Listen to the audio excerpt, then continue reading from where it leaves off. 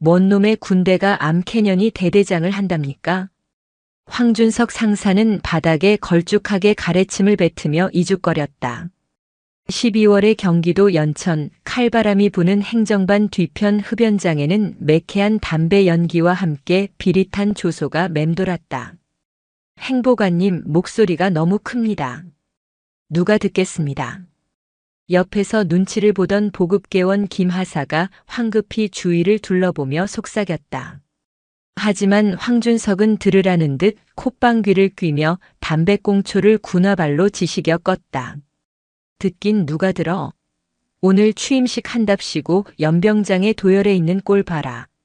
어차피 위에서 꽂아준 낙하산 아니겠냐? 707인가 뭔가 나왔다는데 특수부대면 뭐해. 계집애가 총이나 제대로 쏘겠어? 대가리에 피도 안 마른 게 중령 달고 와서 설치는 꼴이라니. 황준석 상사. 제5보병사단 제35보병여단 일대대에서만 15년을 근무한 그야말로 이 구역의 터줏대감이었다. 대대장이 1년이 멀다 하고 바뀌는 동안에도 그는 늘 그 자리에 있었다. 청산면 일대의 지리는 눈 감고도 그릴 수 있었고 지역 상인들과의 유착 관계는 칡넝쿨처럼 질기고 복잡했다. 그에게 부대는 나라를 지키는 곳이 아니라 자신의 지갑을 채우는 사적인 왕국이었다. 단결. 행보관님, 중대장님 찾으십니다. 막 흡연장을 나서려던 황준석의 앞을 말년 병장 최민우가 가로막았다. 최 병장의 표정은 어두웠다. 황준석은 흘끔 최 병장을 내려다보더니 능글맞은 미소를 지으며 그의 어깨에 팔을 둘렀다. 어이 최 병장. 너 이번 주말에 휴가 나간다고 했나? 네, 그렇습니다. 어머니 수술이 있으셔서 꼭 나가야 합니다. 최 병장의 목소리에는 간절함이 묻어났다. 하지만 황준석의 눈은 먹잇감을 노리는 하이에나처럼 번들거렸다. 그는 최 병장의 전투복 주머니를 툭툭 치며 낮은 목소리로 속삭였다. 근데 어쩌냐? 이번에 사단 감찰이 뜬다는 소문이 있어서 말이야. 대대장 바뀌는 시기라 군기가 빠졌네 뭐네 하면서 휴가 통제가 떨어질 수도 있거든. 네. 그게 무슨 말씀이십니까? 이미 중대장님 결재까지 다 받았습니다. 최 병장의 얼굴이 사색이 되었다. 황준석은 혀를 차며 고개를 저었다. 결재가 문제냐? 새 대대장이 오면 분위기 쇄신한다고 제일 먼저 하는 게 뭔지 알아? 병사들 휴가 자르는 거야. 근데 말이야, 내가 행정반 서류를 정리하다 보니까 내 작업 유공 점수가 조금 모자라는 것 같기도 하고. 이걸 잘만 맞추면 포상 휴가 명목으로 바꿔서 안전하게 내보낼 수도 있을 것 같은데. 황준석이 엄지와 검지를 비비며 돈 모양을 만들었다. 최 병장은 입술을 깨물었다. 부대 내에서 황 상사의 말이 곧 법이라는 건 공공연한 비밀이었다. 그가 꼬투리를 잡으면 정기 휴가도 사라지는 판국이었다. 어머니 수술실 앞을 지키려면 선택의 여지가 없었다. 얼마나 필요합니까? 에이, 돈이라니. 우리 사이에 섭섭하게. 그냥 회식비 지원이나 좀 한다고 생각해. 20만 원 정도면 우리 개원들 피자나 좀 사 먹이고 서류 작업도 깔끔하게 되지 않겠냐? 최 병장은 떨리는 손으로 지갑을 꺼냈다. 지난달 월급을 아끼고 아껴 모은 돈이었다. 황준석은 그 돈을 낚아채듯 가져가며 주머니에 쑤셔 넣었다. 역시 최 병장이 눈치가 빨라. 걱정 마라. 내가 새 대대장 오기 전에 싹 처리해 줄 테니까. 단결. 멀어지는 황준석의 뒷모습을 보며 최 병장은 주먹을 꽉 쥐었다. 연천의 차가운 바람보다 더 시린 배신감이 가슴을 후벼 팠다. 같은 시각 연병장 단상 위. 새로 부임한 일대대장 서지훈 중령이 지휘봉을 잡고 서 있었다. 그녀의 체구는 크지 않았다. 하지만 빳빳하게 다림질된 전투복 위로 드러난 눈빛은 서늘할 정도로 침착했다. 707 특수임무단 대테러 팀장 출신. 숱한 실전 작전을 수행하며 생사의 경계를 넘나들었던 그녀에게 지금 이 연병장의 공기는 미묘하게 탁했다. 병사들의 눈빛이 죽어있다. 단상 아래 도열한 병사들을 훑어보는 서지훈의 눈매가 가늘어졌다. 추위 때문이 아니었다. 지휘관에 대한 신뢰가 바닥난 부대에서만 볼 수 있는 특유의 패배감과 무기력함. 그리고 그 사이사이 유독 기름진 얼굴로 거드름을 피우는 몇몇 부사관들의 모습이 대조적으로 눈에 들어왔다. 특히 맨 뒷줄에서 짝다리를 짚고 서 있는 행정보급관 황준석 상사. 서지훈은 부임 전 정보과로부터 넘겨받은 일대대의 요주의 인물 리스트를 머릿속으로 떠올렸다. 황준석 상사. 15년 근속. 지역 유착 의심.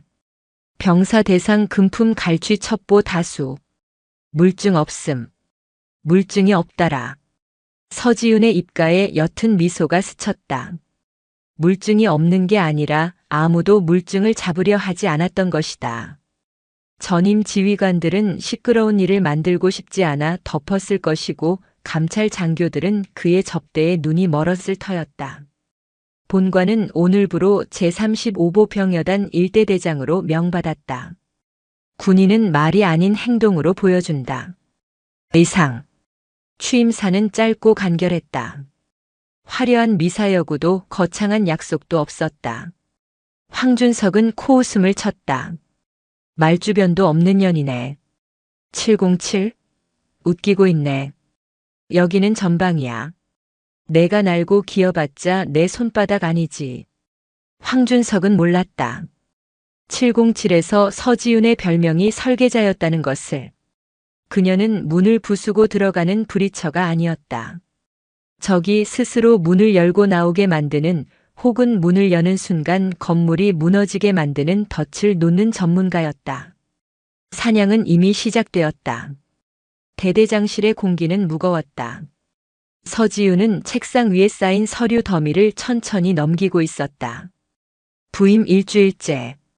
그녀는 부대 운영에 대해 별다른 지시를 내리지 않았다. 그저 묵묵히 관찰하고 기록할 뿐이었다. 단결. 대대장님, 행정보급관 황준석 상사 용무 있어 왔습니다. 노크 소리와 함께 황준석이 들어왔다. 그는 짐짓 군기가 든 척하며 경례를 붙였지만 눈동자는 쉴 새 없이 대대장실 내부를 훑으며 계산기를 두드리고 있었다. 어서 오세요, 황 상사님. 앉으세요. 서지훈이 부드러운 목소리로 권했다. 그녀는 서류를 덮고 깍지를 낀 채 황준석을 바라보았다. 그 눈빛에는 저기가 전혀 느껴지지 않았다.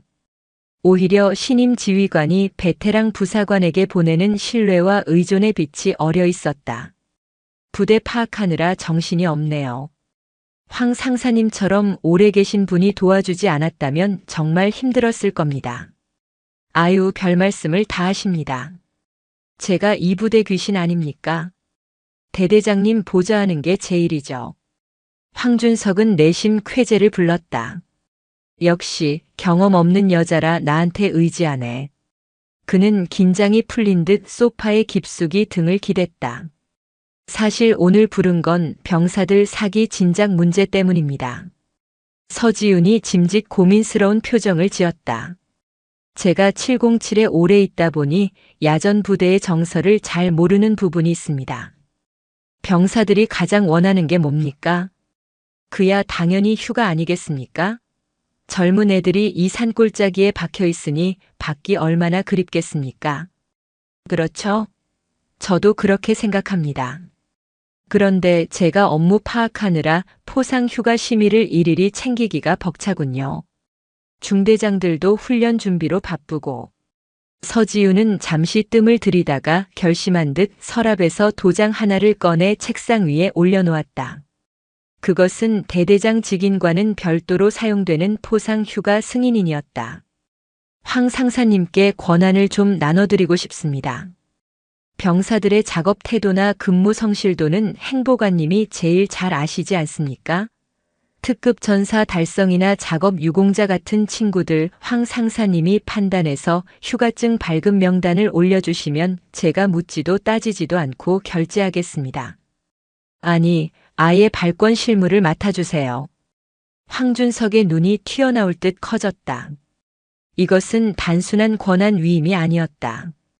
병사들의 목줄을 쥘 수 있는, 아니 돈다발을 쥘 수 있는 완벽한 면허증이었다. 네, 대대장님. 그래도 되겠습니까? 이건 지휘관 고유 권한인데. 전 효율을 중시합니다. 그리고 황 상사님을 믿고요. 15년이나 이 부대를 지켜오셨는데 이 정도 재량권은 드려야죠. 대신 조건이 하나 있습니다. 말씀만 하십시오. 황준석의 목소리가 한 톤 높아졌다. 병사들 불만이 나오지 않게 공정하게만 해주세요. 그거면 됩니다. 서지우는 순진무구하게 웃었다. 황준석은 속으로 비웃음을 참느라 입꼬리가 실룩거렸다. 공정? 개나 주라지. 이게 웬 떡이냐? 걱정 마십시오. 제가 아주 기가 막히게 사기 진작 확실하게 시키겠습니다. 병사들이 대대장님 찬양하게 만들겠습니다. 부탁합니다. 아, 그리고 인사과장이 이번에 새로운 소위라 업무가 미숙하니 국방 인사정보체계 입력도 황 상사님이 직접 하실 수 있게 아이디 권한을 풀어드리라고 지시해뒀습니다. 시스템 접근 권한까지. 황준석에게는 날개를 달아준 격이었다. 그는 벌떡 일어나 우렁차게 경례했다. 단결. 충성을 다하겠습니다. 황준석이 대대장실을 나가는 소리가 들렸다. 복도를 걸어가는 그의 발걸음은 춤이라도 추듯 경쾌했다. 문이 닫히자마자 서지훈의 얼굴에서 미소가 흔적도 없이 사라졌다. 그녀는 차갑게 식은 눈으로 책상 한 구석에 놓인 모니터를 켰다. 화면에는 부대 행정 통합 시스템의 백엔드 코드가 복잡하게 나열되어 있었다. 미끼를 물었네. 서지우는 나지막이 중얼거렸다. 그녀의 손가락이 키보드 위를 빠르게 미끄러졌다. 황준석은 꿈에도 모를 것이다. 그가 부여받은 포상 휴가 승인 권한이 사실은 지옥으로 가는 급행열차 티켓이라는 것을. 서지우는 며칠 전밤 보안이 취약했던 인사 시스템 서버에 접속해 일대대 휴가 관리 로직을 수정해 두었다. 황준석의 계정으로 발급되는 휴가증에는 육안으로는 식별할 수 없는 특수 코드가 삽입된다. 이 코드는 위병소의 출입 통제 시스템과 연동되어 있다. 평범한 바코드처럼 보이지만 스캐너가 이 코드를 읽는 순간 국방망을 타고 헌병대 수사과로 즉시 알림이 전송되도록 설계했다. 알림의 내용은 긴급 체포 대상자 도주 시도 및 증거 확보 완료. 서지우는 황준석이 돈을 받고 가짜 휴가증을 만들 때까지 기다릴 것이다. 그가 탐욕에 눈이 멀어 더 많은 돈을 챙기기 위해 더 대담하게 더 많은 가짜 명분을 만들어낼 때까지. 가장 높은 곳에서 떨어뜨려야 가장 처참하게 부서지는 법이다. 실컷 먹어둬라, 황 상사. 그게 내 마지막 만찬이 될 테니까. 서지우는 모니터 화면 속 황준석의 아이디 옆에 붉은색으로 깜빡이는 TRAP ACTIVATD 문구를 바라보며 커피를 한 모금 마셨다. 믹스커피의 단맛 뒤로 씁쓸한 뒷맛이 혀끝에 감돌았다. 그날 오후부터 황준석의 행보는 거침이 없었다. 그는 창고 구석진 곳에 자신의 임시 사무실을 차렸다. 표면적으로는 보급품 정리를 위한 공간이었지만 실상은 매관매직의 거래소였다. 야, 박일병. 너 저번에 외박 나가고 싶다고 했지? 네. 네, 그렇지만 점수가 모자라서. 이 형님이 다 방법이 있지. 이번에 대대장님이 나한테 전권을 주셨거든. 창고 정리 좀 도와주고 내 차 새 차 좀 깔끔하게 해놓으면 내가 특별히 환경미화 유공으로 2박 3일 꽂아줄게. 아, 그리고 빈손으로 오긴 좀 그렇지? 요즘 내 담배가 좀 떨어졌는데. 소문은 삽시간에 병사들 사이로 퍼져나갔다. 황 상사한테 잘 보이면 휴가 나갈 수 있다. 돈만 찔러주면 없던 포상도 만들어준다. 가난한 병사들은 절망했고 집에 돈 좀 있다는 병사들은 황준석의 창고 앞을 기웃거렸다. 개 중에는 정말로 휴가가 간절해 빚을 내서라도 황준석의 요구를 들어주는 병사들도 있었다.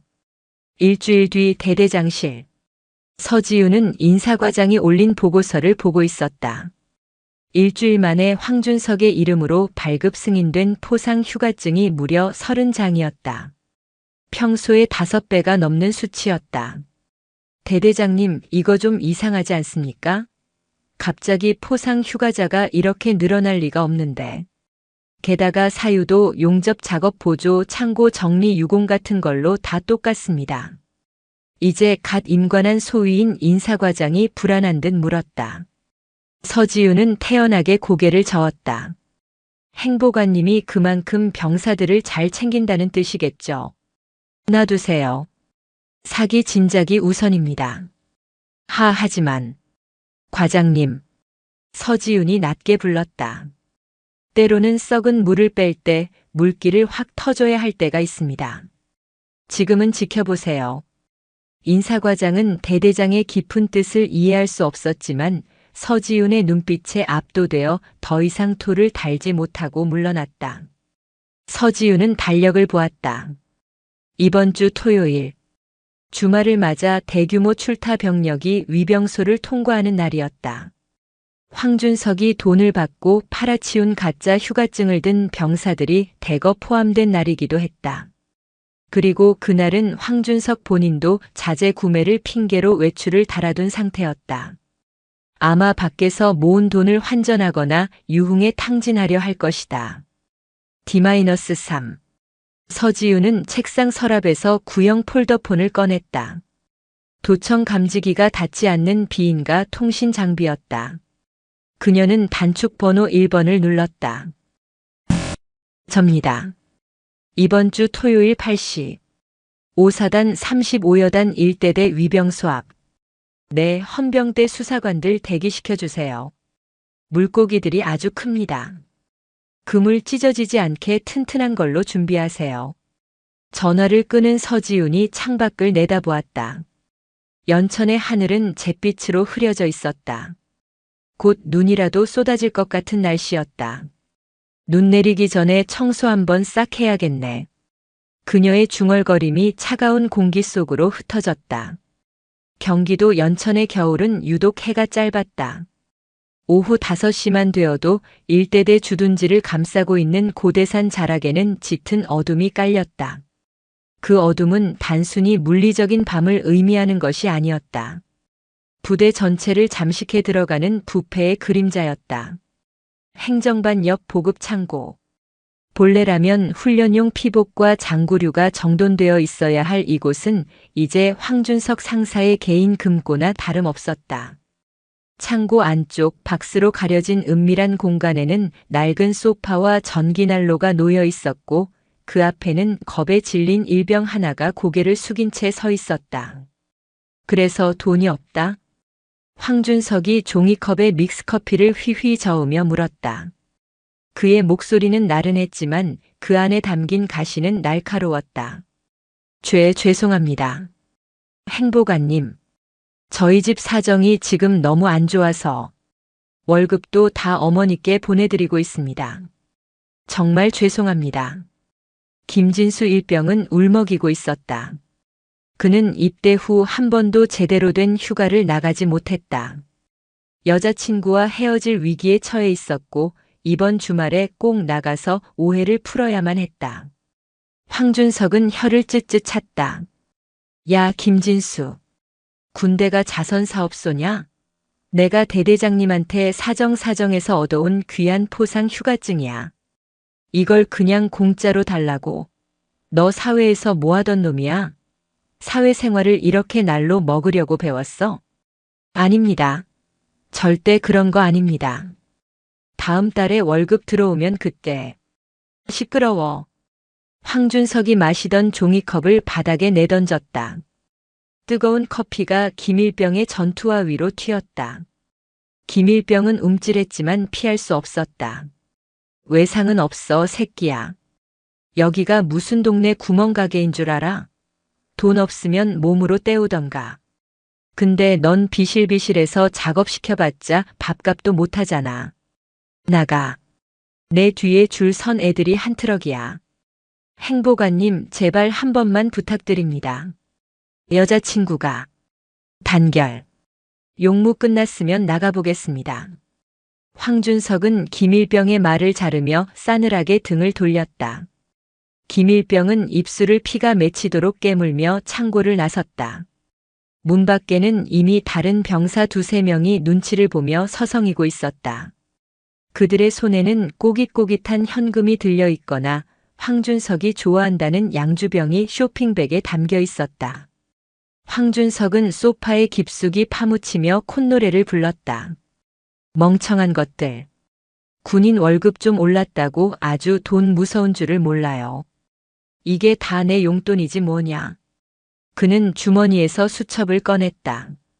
빼곡하게 적힌 이름 옆에는 입금 완료, 현금 수령, 대기 같은 메모가 적혀 있었다. 이번 주말 대규모 출타가 예정되어 있었다. 서지훈 중령이 승인해준 30장의 휴가증은 이미 완판이었다. 장당 20만 원에서 30만 원. 단순 계산으로도 수백만 원이 넘는 돈이 그의 주머니로 들어오고 있었다. 새로운 대대장 707 출신이라더니 순진에 빠져가지고는. 병사들 사기. 웃기고 자빠졌네. 내가 이렇게 잘 먹고 잘 사는데 내 사기가 충천하면 그게 부대 사기지. 황준석은 킬킬대며 담배에 불을 붙였다. 연기가 천장으로 피어올랐다. 그 시각 대대장실. 서지훈은 블라인드 사이로 연병장을 내려다보고 있었다. 창고에서 어깨가 축 늘어진 채 걸어 나오는 김진수 일병의 모습이 보였다.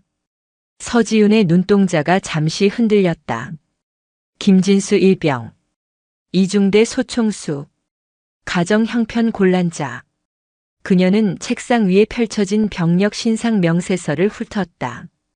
분노가 치밀어 올랐지만 차갑게 억누르고 있었다.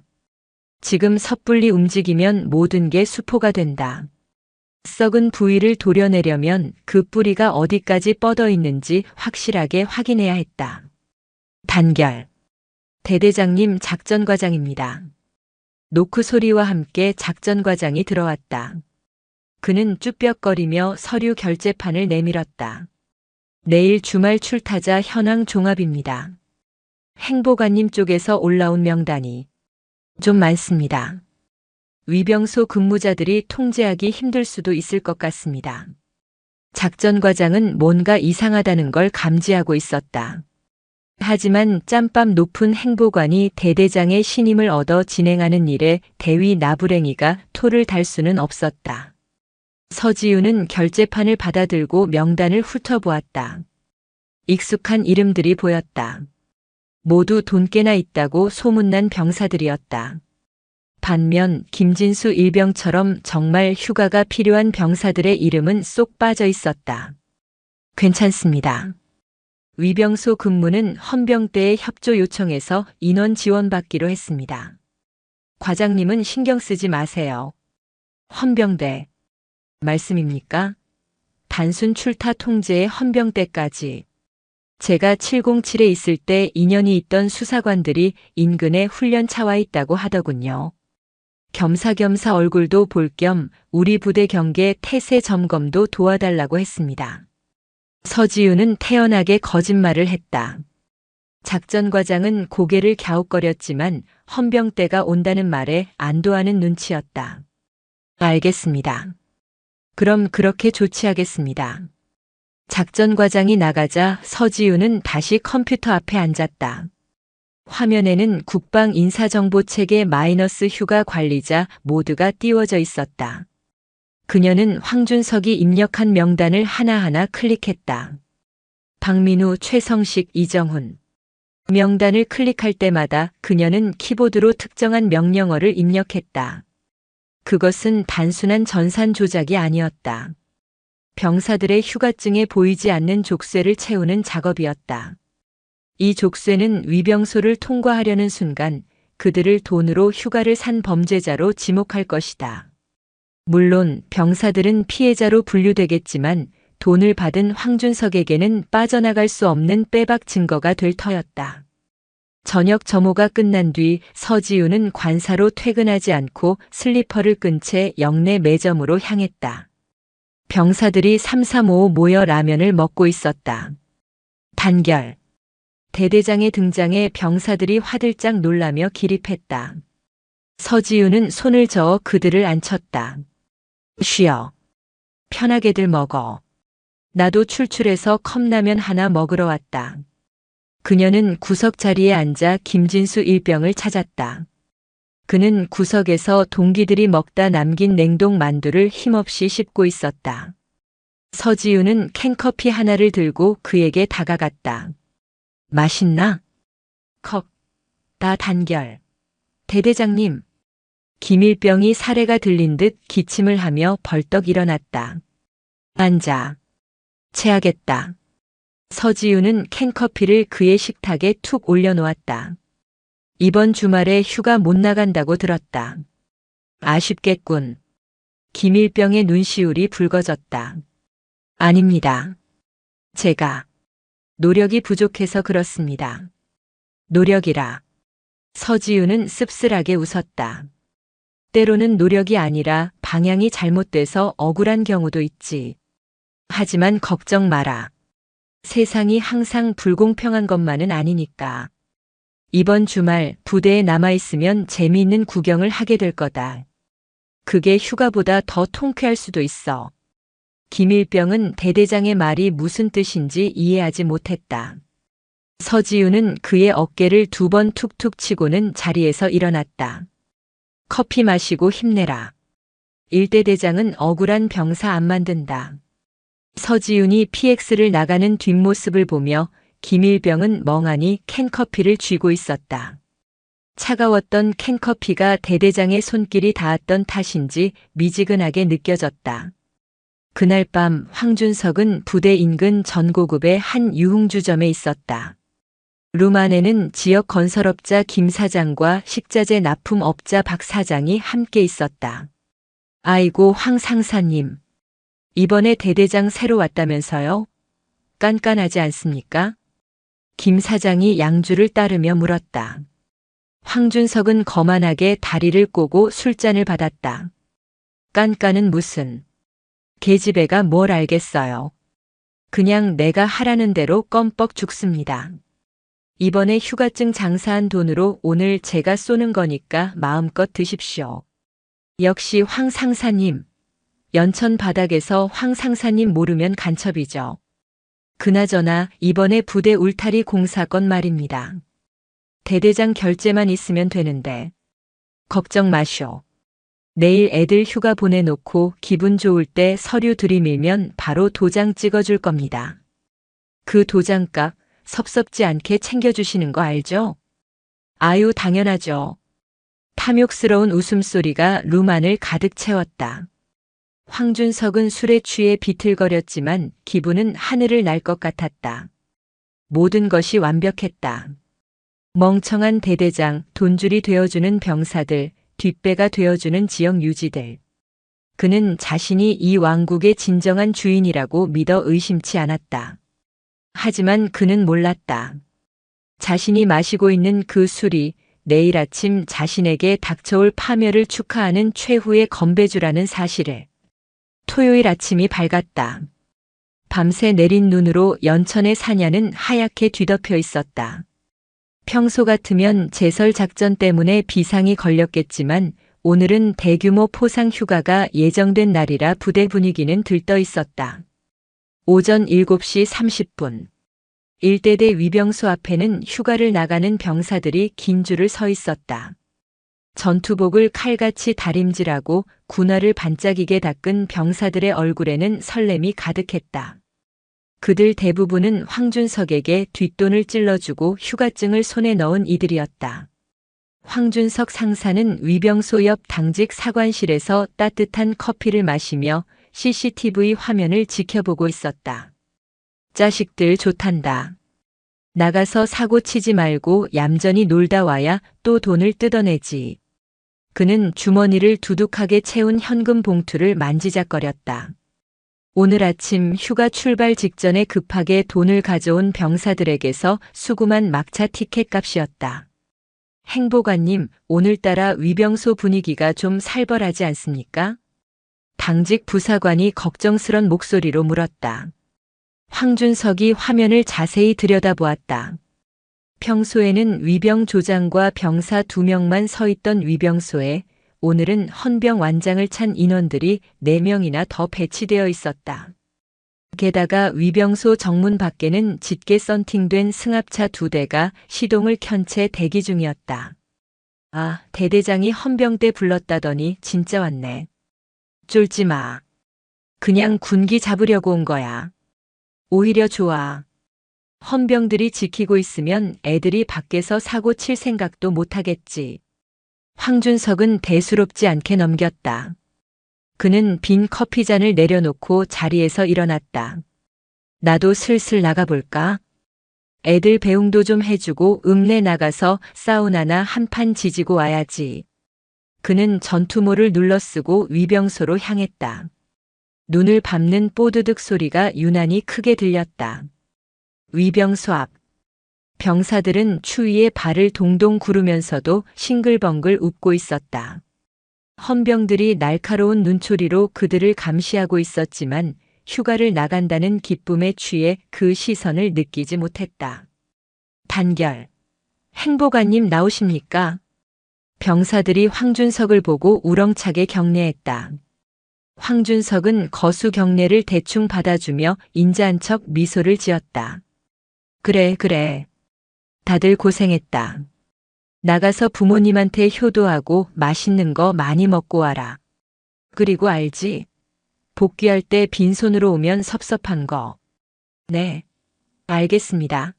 핫팩이랑 마스타 행보관님 좋아하시는 걸로 꽉 채워오겠습니다. 돈으로 매수된 병사들은 황준석을 구세주처럼 떠받들었다. 황준석은 흐뭇하게 고개를 끄덕이며 위병 조장에게 손짓했다. 야, 문 열어. 애들 빨리빨리 보내. 차 놓치겠다. 행보관님. 위병 조장이 난처한 표정으로 황준석을 불렀다. 왜? 뭐 문제 있어?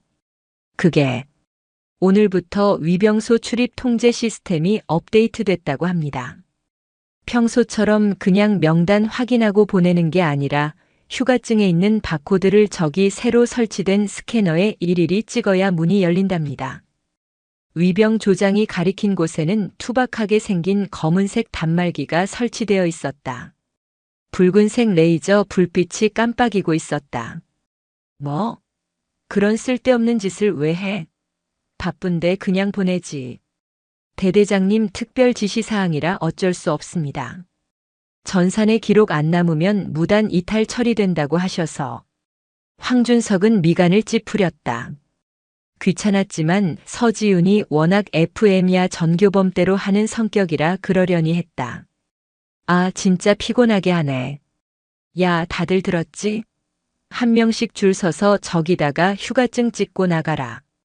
기계가 사람 잡네 잡아. 황준석이 투덜거리며 명령했다.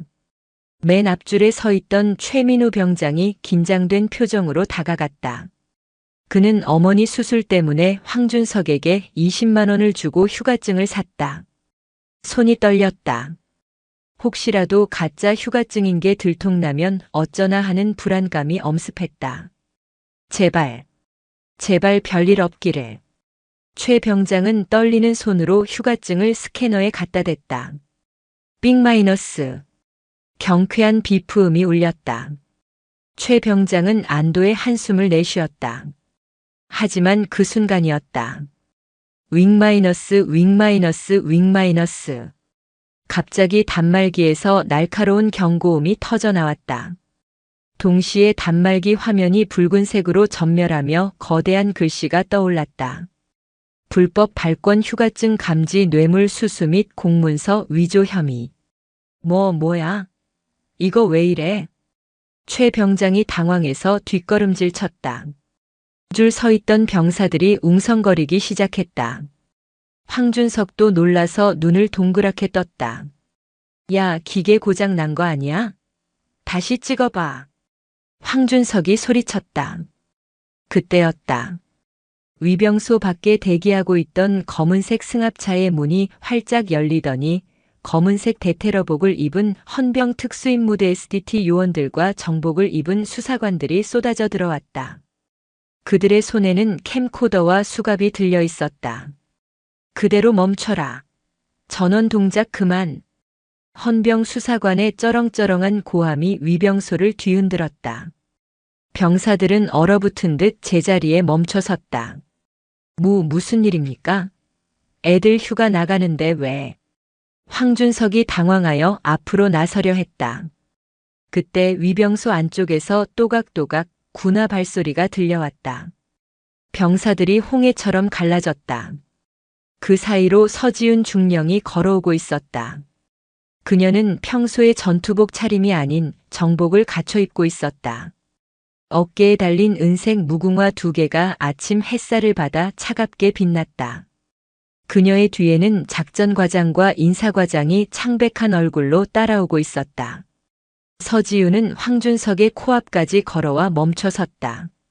그녀의 표정은 더할 나위 없이 차분했다. 마치 잘 짜인 연극의 마지막 막을 지켜보는 관객처럼. 네, 대대장님. 이게 무슨 일입니까? 기계가 오작동을. 황준석이 억지 웃음을 지으며 물었다. 서지훈은 대답 대신 위병 조장에게 손짓했다. 조장, 스피커 켜. 위병 조장이 떨리는 손으로 방송 마이크 스위치를 올렸다. 아. 서지훈은 마이크를 잡지 않고 육성으로, 그러나 위병소 전체가 울릴 만큼 또렷하게 말했다. 지금 이 시간부로 황준석 상사가 발급한 모든 포상 휴가증은 무효다. 네? 무효라니요? 대대장님이 결제 다 해주신 거 아닙니까? 병사들이 웅성거림은 비명에 가까운 탄식으로 바뀌었다. 황준석의 얼굴이 흑빛으로 변했다. 결제? 그랬지. 내가 내 놈한테 권한을 줬었지. 서지훈이 황준석을 싸늘하게 내려다보았다. 하지만 그 권한은 내가 정당하게 병사들을 평가하고 보상하라고 준 것이지 내 뱃속 채우라고 준 면허증이 아니다. 황 상사. 네, 대대장님. 오해십니다. 저는 그저 병사들 사기 진작을 위해서. 입 다물어. 서지훈의 목소리가 낮게 깔렸다. 그녀는 품에서 태블릿 PC를 꺼냈다. 화면에는 황준석이 병사들에게 돈을 요구하는 대화 녹취록, 계좌 이체 내역, 그리고 그가 창고에서 병사들을 협박하던 CCTV 영상이 재생되고 있었다. 707 시절 사용하던 초소형 감시 장비를 창고에 미리 설치해둔 덕분이었다. 에이, 이건. 황준석은 다리에 힘이 풀려 주저앉을 뻔했다. 내가 내 권한을 대행하는 동안 나는 내가 저지른 모든 범죄를 기록하고 있었다. 황준석 상사. 너를 군 형법 제129조 뇌물수수, 제225조 공문서 위조 및 행사, 제324조 강요 혐의로 긴급 체포한다. 서지훈의 말이 떨어지자마자 헌병들이 황준석에게 달려들었다. 이거 나. 이거 안 나. 내가 누군지 알아? 나 35여단 터줏대감이야. 대대장 너 두고 보자. 내가 가만히 있을 줄 알아? 황준석은 발버둥 쳤지만 건장한 헌병 요원들에게 제압당해 바닥에 얼굴이 처박혔다. 차가운 수갑이 그의 손목을 조여왔다. 병사들은 공포와 혼란에 빠져 이 광경을 지켜보고 있었다.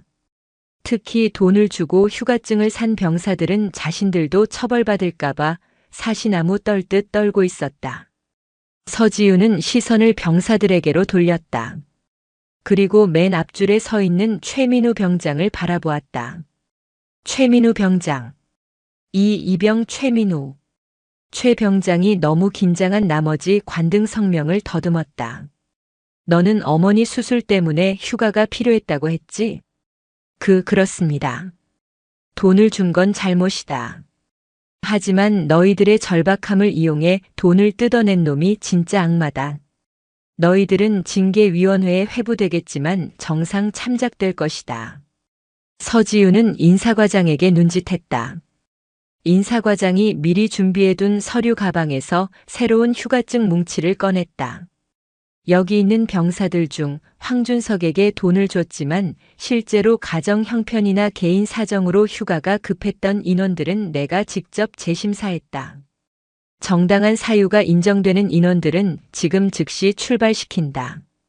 서지윤이 최 병장의 가슴 주머니에 새로운 휴가증을 꽂아주었다.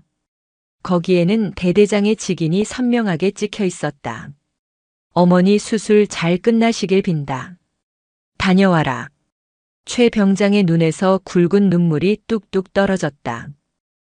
감사합니다. 대대장님, 충성. 다른 병사들도 웅성거림이 잦아들고 대대장을 바라보는 눈빛이 달라지기 시작했다. 두려움이 경외심으로 그리고 억울함이 통쾌함으로 바뀌는 순간이었다. 황준석은 헌병차에 질질 끌려가며 악을 썼다.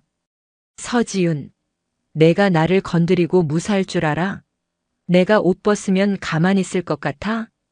서지윤은 끌려가는 황준석에게 다가가 허리를 숙이고 귓가에 속삭였다. 옷 벗고 민간인 되면 더 재미있을 거야. 내가 밖에도 덫을 좀 많이 쳐놨거든. 그리고 너랑 짝짝꿍하던 읍내 사장님들. 지금쯤 국세청이랑 경찰서에서 조사를 받고 있을 텐데 서로 내 탓이라고 난리가 났을걸. 황준석의 눈동자가 지진이라도 난 듯 흔들렸다. 모든 퇴로가 차단되었다. 완벽한 설계였다. 잘 가라, 황 상사. 거기는 여기보다 훨씬 추울 거야. 쿵-. 승합차 문이 닫히고 헌병차는 요란한 사이렌 소리 대신 무거운 엔진 소리를 내며 위병소를 빠져나갔다. 눈 덮인 연천의 도로 위에 타이어 자국이 선명하게 남았다. 서지윤은 멀어지는 차를 보며 옷매무새를 가다듬었다. 상쾌하군. 그녀는 뒤돌아서서 멍하니 서 있는 병사들을 향해 소리쳤다. 뭘 보고만 있나? 휴가 출발 안 하나? 동작 봐라. 와. 병사들의 함성이 연천 골짜기를 메아리쳤다. 그것은 단순한 환호가 아니었다. 15년 묵은 체증이 내려가는 소리였고 새로운 지휘관에 대한 충성 맹세였다.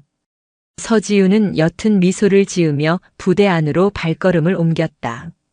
하지만 그녀의 눈은 이미 다음 타깃을 찾고 있었다. 황준석은 시작일 뿐이었다.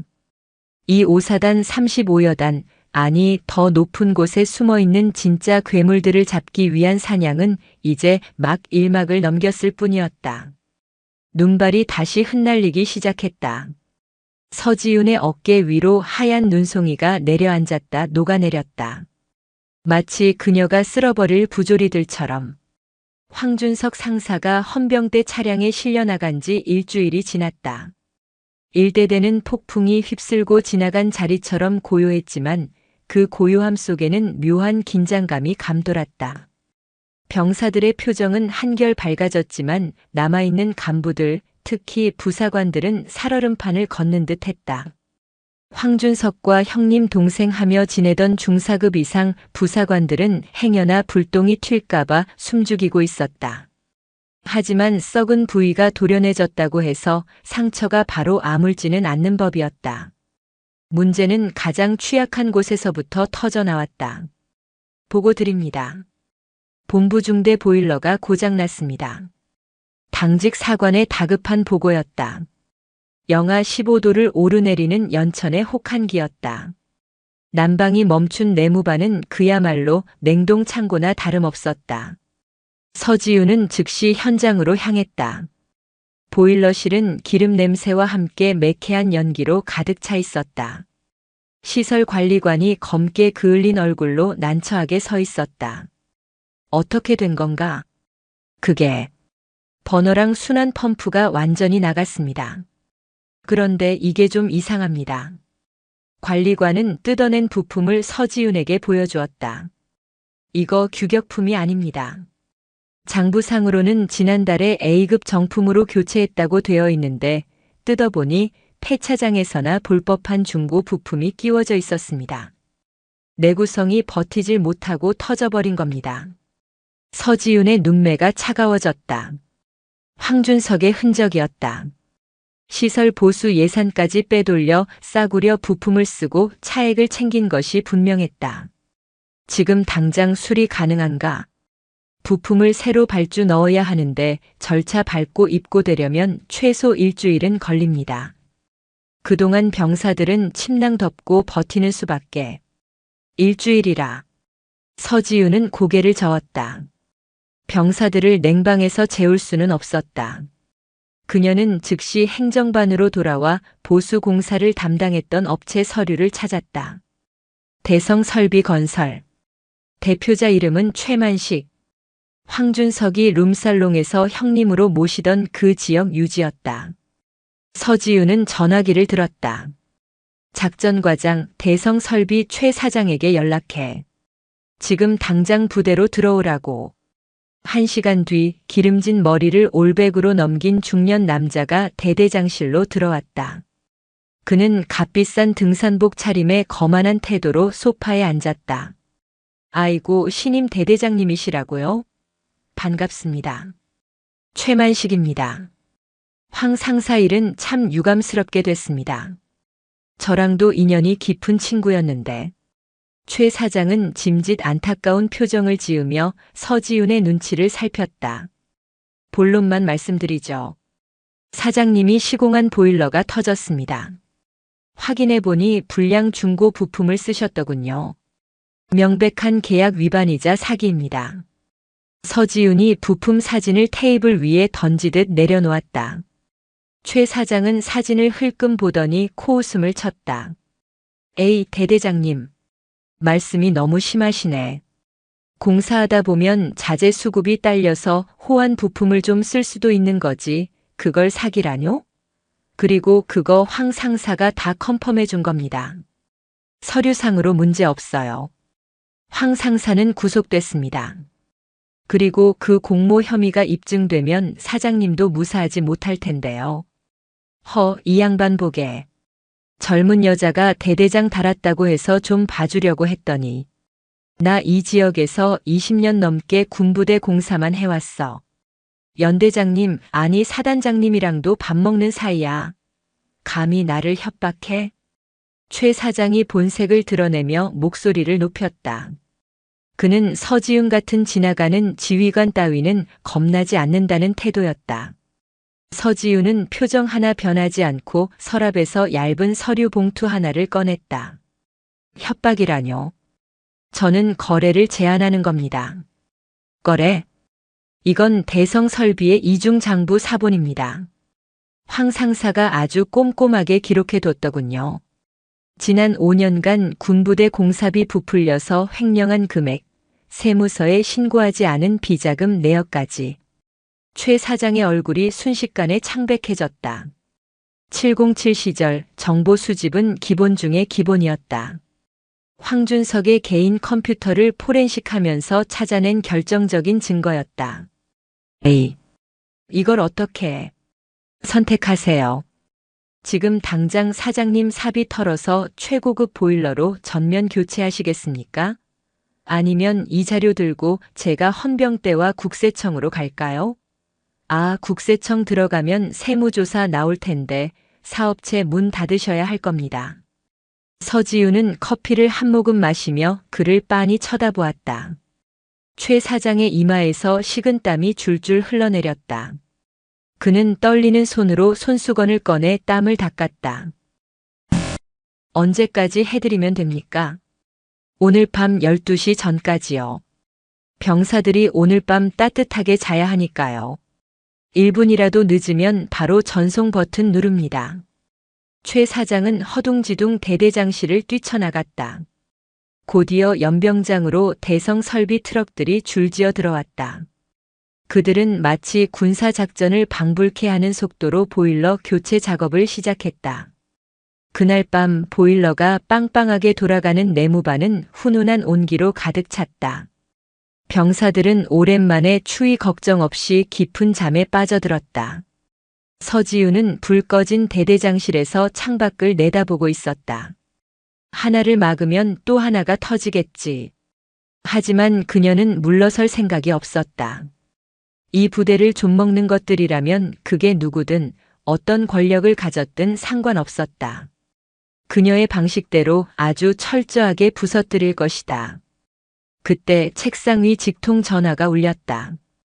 발신 번호는 여단 본부였다. 단결. 일대대장 서지훈입니다. 수화기 너머로 들려오는 목소리는 낮고 위압적이었다. 서중령. 나 여단장이야. 제35보 병여단장 박영철 대령. 그는 군내 사조직으로 유명한 알자회의 후신이라 불리는 모임의 일원이자 진급에 목숨을 건 야심가였다. 그리고 무엇보다 지역 유지들과의 유착 관계가 의심되는 인물이었다. 네, 여단장님.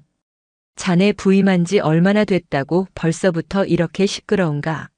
행보관 하나 잡아넣은 걸로 모자라서 지역업체 사장까지 조졌다며? 민간인 건드리면 민원 들어오는 거 몰라? 여단장의 질책은 예상했던 바였다. 최 사장이 여단장에게 줄을 대고 있다는 건 공공연한 사실이었으니까. 부대 전투력 유지를 위한 조치였습니다. 보일러가 고장 나 병사들이 동상 위험에 처해 있었습니다. 변명하지 마. 자네 방식이 너무 거칠어. 여자가 도끼가 올라가지고는. 융통성이 없어, 융통성이. 이번 주에 여단 전술 훈련 평가 있는 거 알지? 네, 알고 있습니다. 이번 평가 내가 직접 참관할 거야. 만약 일대대 성적이 내 기대에 미치지 못한다면 자네 지휘 능력에 심각한 결함이 있다고 보고 인사 조치하겠네. 알겠나? 전화가 뚝 끊겼다. 뚜뚜거리는 신호음이 서지훈의 귓가를 때렸다. 단순한 경고가 아니었다. 선전포고였다. 황준석과 최 사장을 건드린 대가로 그녀를 지휘관 자리에서 끌어내리겠다는 노골적인 위협이었다. 서지훈은 수화기를 내려놓고 입꼬리를 살짝 올렸다. 전술평가라. 재미있겠네. 그녀는 707 시절 세계 최고의 특수부대들과 겨루던 전술교관이었다. 야전 부대의 전술 훈련 따위가 그녀에게 위협이 될 리 없었다. 하지만 여단장이 직접 개입한다면 이야기는 달라진다. 공정한 평가가 아닐 것이 뻔했다. 어디 한번 해봅시다, 여단장님. 서지훈은 상황판 앞으로 다가가 연천 일대의 작전 지도를 펼쳤다. 그녀의 눈빛이 사냥감을 노리는 맹수처럼 번뜩였다. 이것은 단순한 훈련이 아니었다. 보이지 않는 적들과의 진짜 전쟁이었다. 여단 전술 훈련 평가 당일. 연천 고대산 일대에는 짙은 안개가 깔려 있었다. 이번 훈련의 시나리오는 북한군 특수부대가 침투하여 주요 거점을 점령한 상황을 가정하고 이를 탈환하는 공방전이었다. 서지훈이 이끄는 일대대는 공격군, 여단 직할 수색 중대가 방어군대 항군 역할을 맡았다. 객관적인 전력으로는 수색 중대가 한 수 위였다. 게다가 여단장의 입김이 작용한 탓인지 일대대에는 불리한 조건들이 덕지덕지 붙었다. 통신 장비 사용 제한, 박격포 지원 불가, 심지어 진입로도 가장 험한 절벽 코스로 지정되었다. 이건 뭐 대놓고 죽으라는 거 아닙니까? 작전과장이 울상을 지으며 말했다. 지휘소 천막 안은 침통한 분위기였다. 상대방은 우리 이동 경로를 훤히 꿰뚫고 있을 겁니다.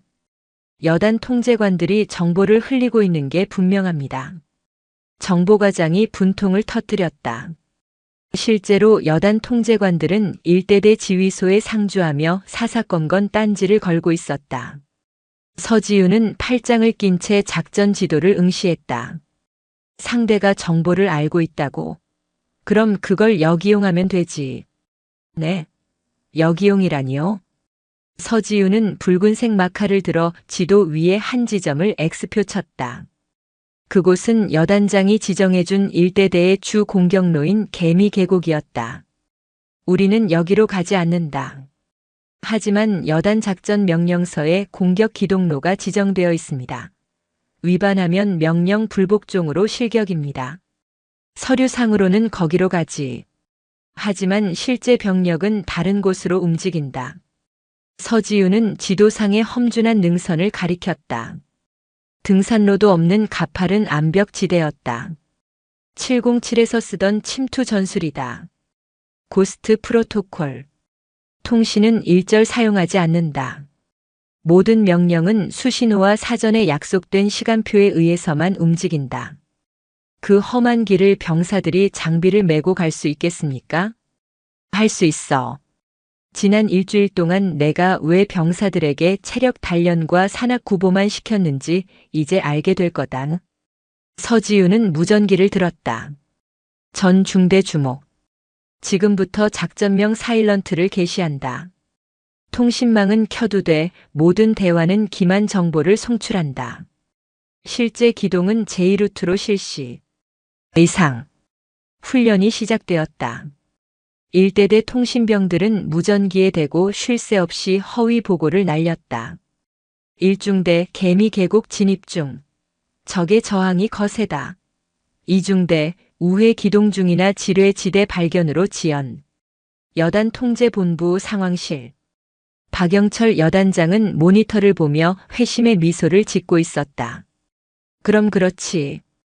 계집애가 지휘를 하니 꽉 막혀서 꼼짝도 못하는구만. 수색 중대장 놈들이 개미 계곡에 묶여 있다. 박격포 집중 사격 요청해서 몰살시켜버려. 알겠습니다, 여단장님. 대항군인 수색 중대는 개미 계곡 입구에 화력을 집중했다. 하지만 이상했다. 연막탄이 터지고 포격 판정이 내려졌는데도 적의 비명소리나 당황하는 기색이 전혀 없었다. 아니, 애초에 인기척 자체가 없었다. 뭐야? 유령이랑 싸우는 거야? 확인해봐. 여단장이 소리쳤다. 그때였다. 타탕, 타타탕. 상황실 밖에서 급작스러운 총성이 울려 퍼졌다. 공포탄 소리였지만 그 위치가 너무나 가까웠다. 적 특작 부대 침투.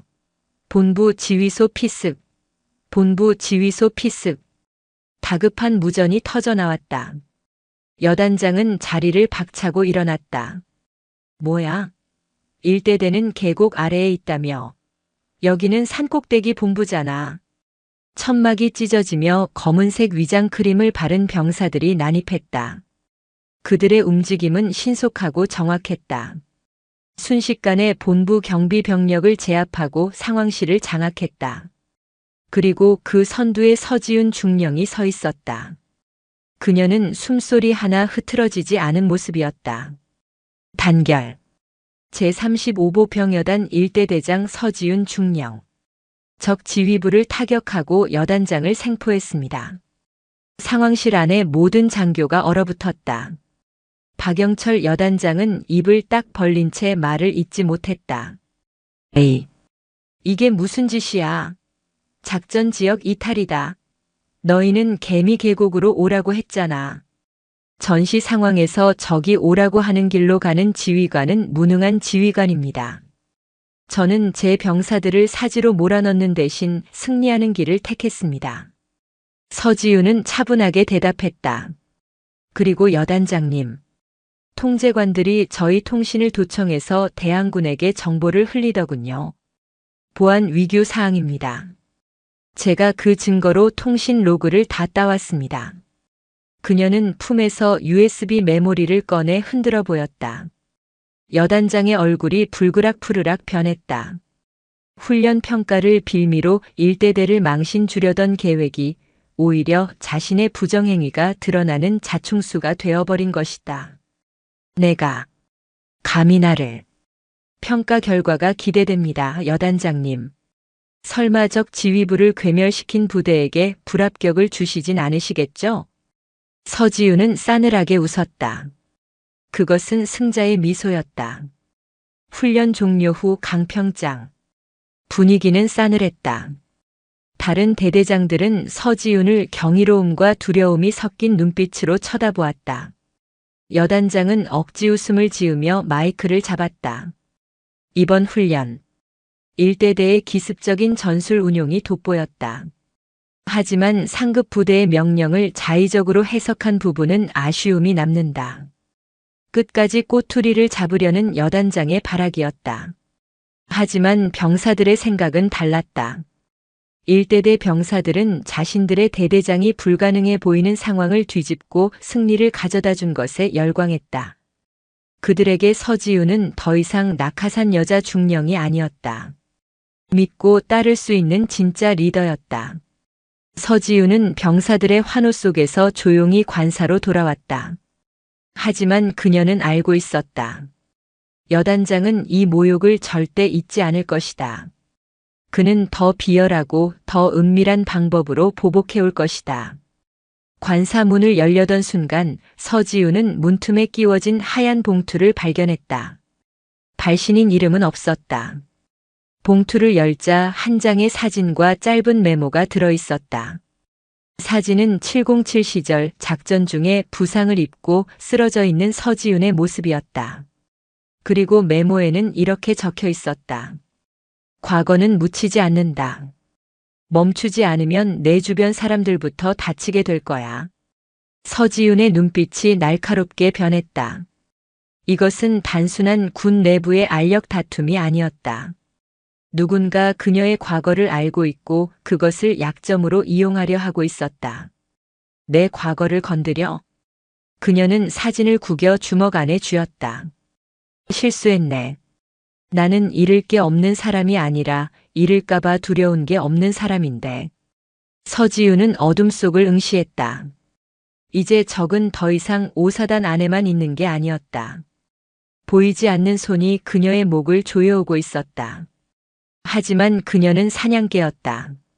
목줄이 조여올수록 더 사납게 물어뜯을 준비가 되어 있었다.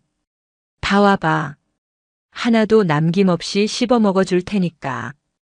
연천의 밤바람이 그녀의 머리카락을 흐트렸다.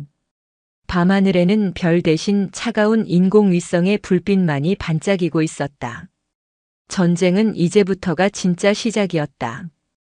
여단 전술 훈련 평가에서의 패배는 박영철 여단장에게 씻을 수 없는 치욕을 안겼다. 그는 자신의 집무실에서 양주잔을 벽에 던져 깨뜨렸다. 건방진년. 감히 나를 물먹여? 내 통신을 도청해? 그는 단순히 자존심만 상한 것이 아니었다. 서지훈이 가지고 있다는 그 USB. 거기에는 자신이 대항군에게 일대대의 이동 경로를 흘린 음성이 고스란히 담겨 있었다. 만약 그게 상급 부대 감찰실이나 언론에 들어간다면 그의 진급길은 막히는 것은 물론이고 옷을 벗어야 할 수도 있었다. 합법적으로 조져야 해. 놈이 꼼짝 못하게. 여단장은 수화기를 들었다. 상대는 국군방첩사령부 소속이자 자신의 육사 동기인 최 대령이었다. 최 대령. 나야. 부탁했던 거 지금 바로 시작해주게. 명분? 보안 위규지. 1급 비추인가도 없는 대대장이 멋대로 감청 장비를 운용하고 상급 부대 통신을 따냈다. 이건 명백한 군사보안법 위반이야. 이잡듯이 뒤져서 간첩 혐의라도 씌워. 다음 날 오전. 일대대 위병소 앞에는 검은색 세단 2대가 들이닥쳤다. 방첩부대 요원들이었다. 그들은 영장도 없이 대대장실로 직행했다. 단결. 방첩부대 수사관 소령 김철수입니다. 서지훈 중령님 되십니까? 김소령은 뱀처럼 차가운 눈을 하고 있었다. 그는 서지훈이 앉아있는 책상 앞으로 다가와 공문 한 장을 탁 내려놓았다. 귀관은 지난 여단 전술 훈련간 인가받지 않은 감청 장비를 사용하여 아군의 통신 보안을 침해한 혐의를 받고 있습니다. 지금 이 시간부로 대대장실의 모든 전산 장비와 문서 그리고 개인 휴대폰을 압수합니다. 대대장실의 공기가 얼어붙었다. 옆에 서 있던 작전과장이 나서려 했지만 서지훈이 손을 들어 제지했다. 보안 위규라. 여단장님이 보내셨습니까? 수사관의 질문에만 답하십시오. 혐의 인정하십니까?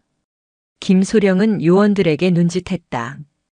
요원들이 서지윤의 책상을 뒤지기 시작했다. 서랍이 열리고 서류들이 바닥으로 쏟아졌다. 그들은 마치 범죄자의 소굴을 터는 듯 거칠었다. 서지윤은 자리에서 일어나 창가로 걸어갔다. 압수수색 좋습니다. 그런데 절차는 지키셔야죠. 혐의가 입증되지 않은 상태에서 지휘관의 지휘권을 이런 식으로 침해하면 작전 공백은 누가 책임집니까? 작전 공백? 간첩 혐의가 의심되는 지휘관에게 부대를 맡기는 게 더 큰 안보 공백입니다. 김소령이 비릿하게 웃으며 서지윤의 개인 노트북을 집어들었다. 여기서 뭐가 나올지 기대되는군요. 707 출신이라 기밀 자료 좀 빼돌리셨나? 아, 그 USB. 여단장님 목소리 녹음했다는 그 파일 어디 있습니까? 그들의 목적은 명확했다.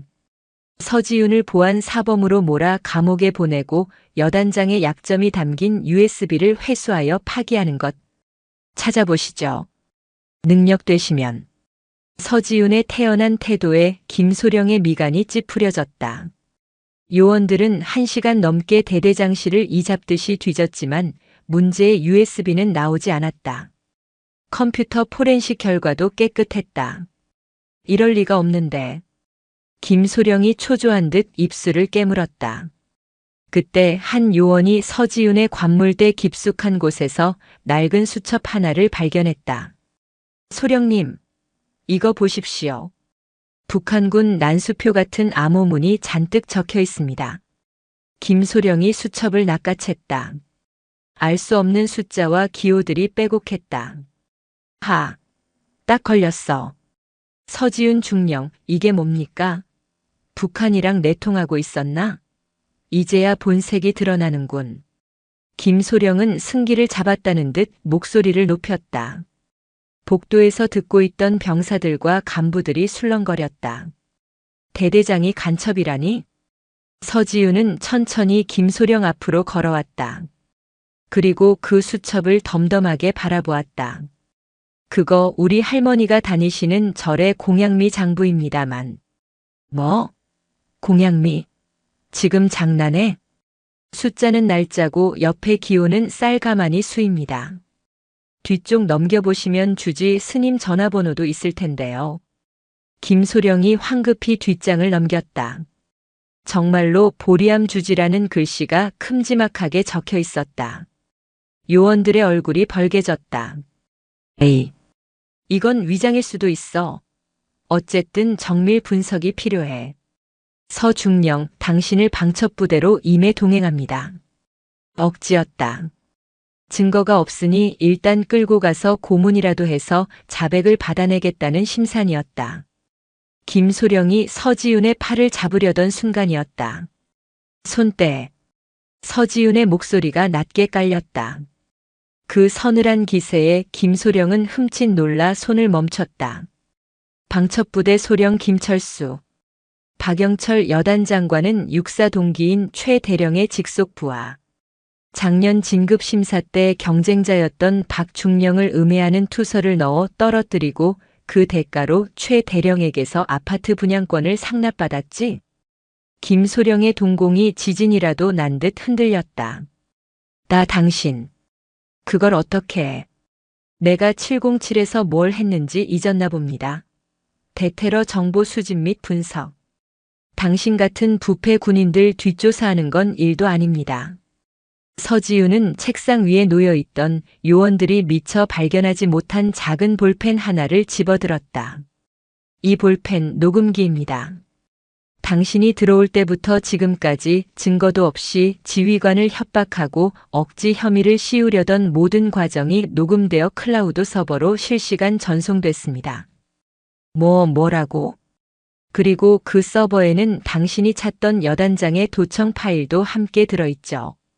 내가 만약 여기서 당신들을 따라 나간다면 1시간 뒤에 그 서버의 잠금이 자동으로 풀리고 국방부 검찰단 청와대 민정수석실 그리고 주요 언론사 제보란에 해당 파일들이 전송되도록 세팅해뒀습니다. 일명 데드맨 스위치. 서지윤이 무력화되는 순간 적들의 비리가 세상에 폭로되도록 설계된 최후의 안전장치였다. 김소령의 얼굴에서 핏기가 완전히 사라졌다. 이것은 함정이었다. 서지윤은 그들이 올 것을 알고 기다리고 있었던 것이다. 선택하세요, 김소령. 여단장과 함께 죽을 건지 아니면 조용히 물러가서 당신 목숨이라도 부지할 건지. 서지윤은 볼펜을 돌리며 김소령을 노려보았다. 침묵이 흘렀다.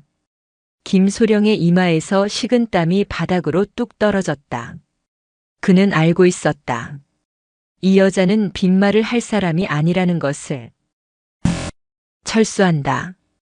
김소령이 이를 갈며 명령했다. 소령님, 아직 조사가. 철수한다고. 귀먹었어? 김소령은 씩씩거리며 대대장실을 빠져나갔다. 요원들이 허둥지둥 그 뒤를 따랐다. 폭풍처럼 몰아쳤던 수색이 싱겁게 끝났다. 문이 닫히자 작전과장이 다리가 풀린 듯 주저앉았다. 네, 대대장님. 정말로 그런 장치를 해두셨습니까? 청와대까지. 서지윤은 볼펜을 책상에 내려놓으며 피식 웃었다. 아니, 뻥이야. 이 볼펜 그냥 볼펜이야. 다이소에서 1,000원 주고 샀어. 네. 네. 작전과장은 입을 다물지 못했다. 하지만 김소령 뒷조사한 건 사실이고 여단장 파일이 안전한 곳에 있는 것도 사실이지. 도둑이 제발 저린다고 놈들은 찔리는 게 많아서 속을 수밖에 없어. 서지윤은 창밖을 보며 멀어지는 검은 세단을 응시했다. 여단장의 카드를 하나 꺾었다. 하지만 안심할 수 없었다. 방금 전 소동 속에서 그녀는 김소령의 눈빛 너머로 더 깊은 어둠을 보았다. 그날 저녁 서지윤은 관사 우편함에서 또 하나의 편지를 발견했다. 이번에는 사진이 아니었다. 짧은 문장이 인쇄된 종이었다. 운이 좋았군. 하지만 다음번엔 내가 가장 아끼는 게 부서질 거야. 총알은 눈이 없거든. 서지윤의 심장이 덜컥 내려앉았다. 총알은 눈이 없다.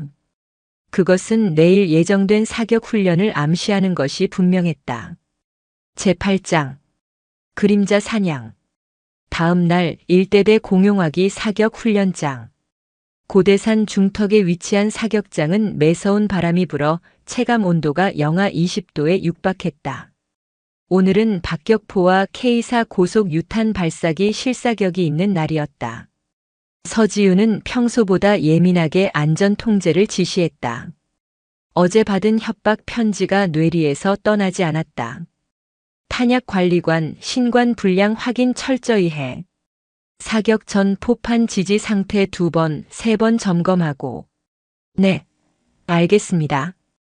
병사들은 추위에 떨면서도 긴장된 표정으로 사격 준비를 하고 있었다. 서지윤은 망원경으로 사격장 주변 산지를 훑었다. 하얀 눈밭 외에는 움직이는 것이 없었다. 과민 반응인가? 그때였다. K4 사격 진지에서 병사 한 명이 손을 들었다. 기능 고장. 놀이쇠 전진이 안 됩니다. 사격 통제관인 중대장이 달려갔다. 단순 탄걸림이야. 응급 조치하고 다시 사격해. 서지윤은 왠지 모를 불안감에 직접 사로로 내려갔다. 비켜봐. 내가 본다. 그녀는 능숙한 손놀림으로 K사를 분해했다. 약실을 확인하던 서지윤의 눈이 가늘어졌다. 놀이쇠 뭉치 안쪽에 아주 미세한 금속 조각이 끼워져 있었다. 단순한 이물질이 아니었다. 누군가 고의로 격발 불량을 유도하거나 최악의 경우 약실 폭발을 일으키도록 정교하게 깎아 넣은 사보타주의 흔적이었다. 만약 이대로 강제 격발했다면 사수는 물론이고 옆에 있던 부사수와 통제관까지 폭발에 휘말려 목숨을 잃었을 것이다. 사격 중지. 전 병력 사격 중지. 서지윤이 소리쳤다. 지금 즉시 모든 화기 사격 중지하고 탄약 회수한다. 이건 사고가 아니라 테러 시도다. 간부들이 웅성거렸다. 서지우는 끼워져 있던 금속 조각을 핀셋으로 집어들었다. 707 시절 대테러 교육 때 보았던 급조 폭발물 제조 방식과 흡사했다. 내부에 침입자가 있다. 외부인이 사전에 총기에 손을 댈 수는 없었다. 그렇다면 훈련 준비간에 누군가 몰래 접근했거나 훈련장에 미리 숨어 있었다는 뜻이다. 서지우는 사격장 주변 눈밭을 유심히 살폈다. 밤새 눈이 왔기에 발자국이 덮였을 테지만 숙련된 추적자의 눈을 속일 수는 없었다. 사격장 뒤편 철조망 쪽 아주 희미하게 눈이 눌린 자국이 보였다. 일반적인 전투화 자국이 아니었다. 무게를 분산시키기 위해 특수 제작된 설상화의 흔적이었다. 작전과장 병력들은 안전한 곳으로 대피시키고 현장 보존해. 헌병대 부르고 아무도 들이지 마. 대대장님은 어디 가십니까? 쥐새끼 잡으러. 서지우는 K1 소총을 어깨에 메고 철조망 쪽으로 뛰었다. 작전과장이 말릴 새도 없었다. 그녀는 철조망의 끊어진 부분을 발견하고 산속으로 몸을 던졌다. 고대산의 험준한 산세는 추적을 어렵게 했다. 하지만 서지우는 707에서 산악 침투 교관을 역임했었다. 그녀는 눈 위에 남겨진 미세한 흔적들을 읽어내며 놈의 도주 경로를 파악했다. 놈은 능선을 타고 북쪽 민통선 방향으로 도주하고 있었다. 30분쯤 추격했을까. 헐벗은 나무들 사이로 검은색 스키 파카를 입은 사내의 뒷모습이 보였다. 그는 엄청난 속도로 산을 타고 있었다. 민간인이 아니었다. 특수 훈련을 받은 전문가였다. 거기서 서지훈이 공포탄을 한 발 격발했다. 탁- 소리가 계곡을 울렸다. 사내는 멈칫하더니 뒤를 돌아보았다. 고글과 마스크로 얼굴을 가리고 있었지만 그 눈빛만은 형형하게 빛나고 있었다. 사내는 품에서 무언가를 꺼냈다. 권총이었다. 실탄이 장전되어 있을 것이 분명했다. 젠장, 무장까지 하고 있어? 서지우는 즉시 나무 뒤로 몸을 숨겼다. 피잉 마이너스. 소음기를 낀 총성이 둔탁하게 들리고 서지훈이 숨은 나무 껍질이 튀어나갔다. 살상용 실탄이었다. 서지훈 중령. 여전히 끈질기군. 그냥 부대에서 사고 처리하고 끝냈으면 좋았을 텐데. 사내의 목소리는 변조된 듯 낮고 거칠었다. 넌 누구야? 여단장이 보낸 게냐? 그 양반은 돈줄일 뿐이지. 내 의뢰인은 그보다 더 위에 있어. 너 때문에 아주 불편해하시는 분들이 많거든. 사내는 다시 방아쇠를 당겼다. 서지우는 눈밭을 구르며 사격 각도를 피했다. 그녀의 총에는 공포탄밖에 없었다. 실탄은 사격장에 두고 왔다. 절대적으로 불리한 상황이었다. 하지만 서지우는 당황하지 않았다. 그녀는 707의 설계자였다. 불리한 지형과 상황을 역이용하는 것이 그녀의 특기였다. 서지우는 주머니에서 연막 수류탄 하나를 꺼냈다. 훈련용으로 챙겨온 것이었다. 선물이다, 받아라. 그녀는 연막탄의 안전핀을 뽑아 사내 쪽으로 던졌다. 푸슈슈슈. 붉은색 연막이 순식간에 시야를 가렸다. 사내는 당황하여 사격을 멈추고 뒤로 물러섰다. 그 찰나의 순간 서지우는 우회 기동하여 사내의 측면 사각지대로 파고들었다. 잡았다. 서지우는 개머리판으로 사내의 손목을 가격했다. 권총이 눈밭으로 날아갔다. 사내는 곧바로 나이프를 꺼내 반격했다. 칼날이 서지훈의 목을 스치고 지나갔다. 격투가 벌어졌다. 사내의 무술 실력은 상당했다. 크라브 마가와 시스테마가 섞인 실전살상 무술이었다. 서지훈은 몇 번의 타격을 허용하며 입가에 피가 터졌다. 하지만 그녀의 눈은 사내의 패턴을 분석하고 있었다. 왼쪽 어깨 움직임이 둔해. 예전에 다친 적이 있어. 사내가 결정적인 찌르기를 들어오는 순간 서지우는 피하지 않고 파고들어 그의 왼쪽 어깨를 집중 공략했다. 관절이 꺾이는 소리와 함께 사내의 비명이 터졌다. 서지우는 그 틈을 놓치지 않고 유도 기술로 그를 바닥에 매다 꽂았다. 그리고 그의 팔을 뒤로 꺾어 제압했다. 으악! 움직이면 부러뜨린다. 누구야? 누가 사주했어? 서지훈이 사내의 마스크를 벗겼다. 드러난 얼굴은 낯익었다. 5년 전 불명예 전역한 707 선배, 코드명 바이퍼 강민호였다. 도박 빚으로 군사 기밀을 팔아넘기려다 걸려 쫓겨난 자였다. 아, 강 선배였어? 타락했네. 고작 여단장 따위의 하수인이 되다니. 크크. 넌 몰라. 그 뒤에 누가 있는지. 여단장은 꼬리 자르기용이야. 진짜 몸통은. 강민호는 고통스러워하면서도 비릿하게 웃었다. 말해. 몸통이 누구야? 국방부, 시설본부, 그리고 국회. 강민호의 입에서 충격적인 단어들이 튀어나오려던 순간이었다. 탕! 어디선가 날카로운 총성이 들렸다.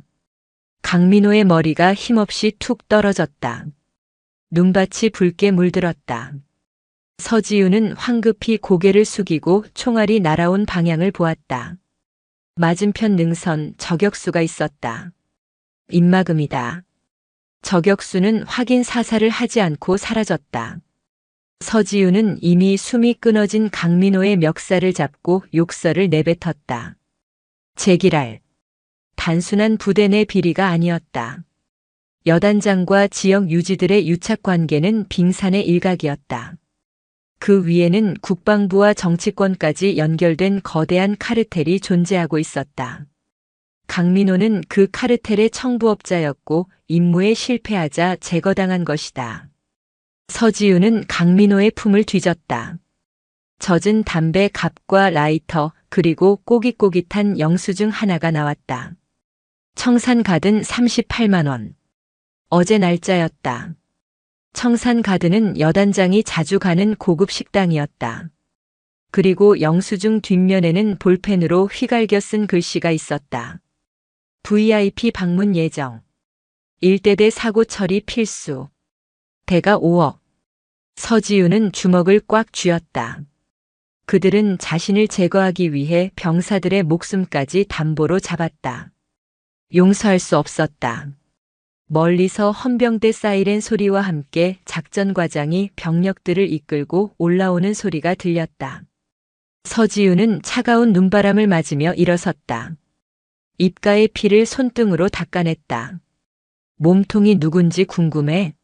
좋아. 내가 직접 올라가서 확인해주지. 그녀의 눈빛은 더 이상 방어자의 것이 아니었다. 모든 것을 불태워버릴 파괴자의 눈빛이었다. 일대대를 넘어 여단 그리고 그 위를 향한 서지훈의 진짜 복수가 이제 막 궤도에 올랐다. 전쟁이다 개자식들아. 그녀의 중얼거림이 연천의 골짜기에 메아리 쳤다. 강민호의 시신은 헌병대가 아닌 국방부 조사본부 과학수사팀에 의해 극비리에 수습되었다.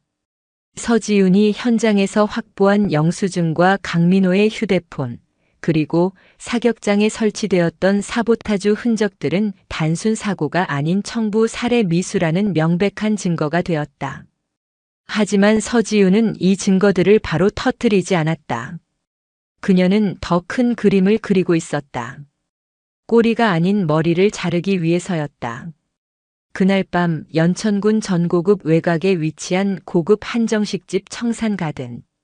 이곳은 일반 병사들의 출입이 금지된 지역 유지들과 고위 장교들만의 은밀한 사교장이었다. 가장 깊숙한 별채 룸에는 박영철 여단장과 지역 건설사 대표 최만식, 그리고 서울에서 내려온 VIP가 앉아 있었다. VIP의 정체는 국회 국방위원회 소속 김기현 의원이었다. 그는 군시설 현대화 사업이라는 명목으로 수백억 대의 예산을 주무르며 뒷돈을 챙겨온 거물이었다. 그래, 일 처리는 깔끔하게 된 건가? 김 의원이 젓가락으로 육회를 집으며 심드렁하게 물었다. 박 여단장은 식은땀을 닦으며 고개를 조아렸다. 네, 의원님. 저격수를 배치해서 입마금했습니다. 강민호 그놈이 707 출신이라 껄끄러웠는데 현장에서 즉사했으니 입을 열 일은 없을 겁니다. 서지윤 그 계집애도 겁을 잔뜩 집어먹었을 테고요. 겁을 먹어? 죽이지 못하고. 김 의원의 눈매가 매섭게 변했다. 아, 그게 워낙 눈치가 빠른 년이라. 하지만 사격장 사고로 위장해서 직무유기 혐의로 옷을 벗길 명분은 충분합니다. 며칠 내로 보직 해임될 겁니다. 즉, 일처리가 영 시원찮아. 이번에 국방부 감사 뜨기 전에 일대대 땅 매각건 처리해야 한다고 했잖아. 그 땅에 리조트 들어서면 자네도 별 하나 더 다는 거야. 알아들어? 명심하겠습니다. 내일 당장 서지윤을 징계위원회에 회부하겠습니다. 그들은 술잔을 부딪혔다. 탐욕과 기만이 섞인 웃음소리가 방 안을 가득 채웠다. 그 시각 청산 가든 주방. 하얀 조리복을 입고 마스크를 쓴 여자가 능숙한 솜씨로 송이버섯을 썰고 있었다. 그녀의 귀에는 초소형 이니어가 꽂혀 있었다. 별 하나 더 단다라. 꿈도 야무지네. 서지윤이었다. 그녀는 707 시절 위장 침투 훈련의 최우수 수료자였다. 오늘 오후 식자재 납품 트럭에 숨어들어와 주방 보조로 잠입하는 것은 식은 죽 먹기였다. 그녀는 별채 룸으로 들어갈 최고급 자연산 송이 구이 접시를 준비했다. 그리고 품에서 작은 스프레이를 꺼냈다. 독극물이 아니었다. 특수 제작된 발광 유도제였다. 육안으로는 보이지 않지만 특정 파장의 자외선 라이트를 비추면 형광색으로 빛나는 물질이었다. 이모님, 1번 방송이 구이 나갑니다. 서지윤은 서빙하는 직원에게 접시를 넘겼다. 직원은 아무런 의심 없이 접시를 받아들고 별채로 향했다. 잠시 후 별채룸. 김 의원은 향긋한 송이 냄새에 감탄하며 송이버섯을 입안 가득 넣었다. 박 여단장과 최 사장도 질세라 젓가락을 놀렸다. 역시 자연산이라 향이 다르구만. 이게 다 우리 박 장군이 신경 써준 덕분 아니겠어? 기분이 좋아진 김 의원이 지갑에서 수표 다발을 꺼내 박 여단장에게 건넸다. 이거 받아. 이번 일 처리하느라 고생했는데 기름값이나 해. 아이고 의원님. 감사합니다. 충성을 다해 모시겠습니다. 박 여단장이 넙죽 수표를 받아 양복 안주머니에 넣었다. 바로 그 순간이었다. 치직 마이너스 팟. 갑자기 룸 안의 모든 조명이 꺼졌다. 뭐야? 정전이야? 사장 불러.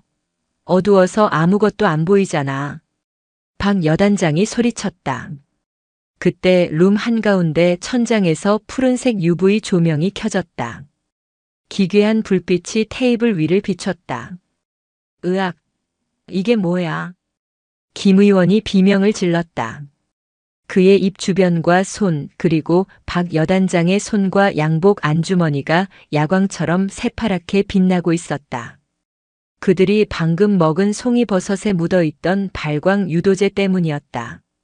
그리고 그보다 더 충격적인 것은 그들이 주고받은 수표 다발과 테이블 위에 놓인 서류 뭉치에도 똑같은 형광 물질이 묻어있다는 사실이었다. 뭐야? 내 손이 왜 이래? 공포에 질린 세 사람의 눈앞에 굳게 닫혀있던 미닫이 문이 스르르 열렸다. 역광을 받으며 서 있는 실루엣. 조리복을 벗어던지고 정복 차림으로 갈아입은 서지윤 중령이었다. 그녀의 손에는 스마트폰이 들려 있었고 화면에는 LIVE 국방TV 유튜브 긴급 생중계라는 문구가 떠 있었다. 안녕하십니까, 김기현 의원님. 그리고 여단장님. 서지윤의 목소리는 차분했지만 그 울림은 사형 선고와도 같았다. 식사는 입에 맞으셨습니까? 송이버섯에 뿌려들인 건 특수 시약입니다. 뇌물 수수 현장에서 현금 흐름을 추적할 때 쓰는 거죠. 너 인연. 여기가 어디라고. 박 여단장이 자리를 박차고 일어나려 했다. 하지만 서지우는 스마트폰 화면을 그들에게 돌려 보여주었다. 화면 속 채팅창은 폭발하고 있었다. 와 대박, 국회의원이랑 장군이 뒷돈 받는 거 실화냐? 저 파란색 묻은 게 다 증거 아님? 살인교사. 방금 사람 죽였다는 얘기 한 거임? 방첩사령부 뭐하냐, 지금 당장 체포해라. 접속자 수는 이미 10만 명을 넘어가고 있었다. 서지훈이 미리 설치해둔 몰래카메라가 룸 내부의 상황과 그들의 대화를 실시간으로 전 국민에게 송출하고 있었던 것이다. 지금 뭐 하는 짓이야? 당장 꺼. 안 꺼? 김 의원이 사색이 되어 소리쳤다. 그는 얼굴을 가리려고 했지만 파랗게 빛나는 손 때문에 오히려 자신의 정체만 더 뚜렷하게 드러낼 뿐이었다. 못 끕니다. 이건 제 개인 방송이 아니라 국방부 검찰단과 공수처가 합동으로 보고 있는 증거 수집 채널이거든요. 서지우는 빙긋 웃으며 뒤로 물러섰다. 이제 후식 드실 시간입니다. 철창 맛이 좀 씁쓸할 겁니다. 밖에서 요란한 사이렌 소리가 들려왔다. 이번에는 오사단 헌병대가 아니었다.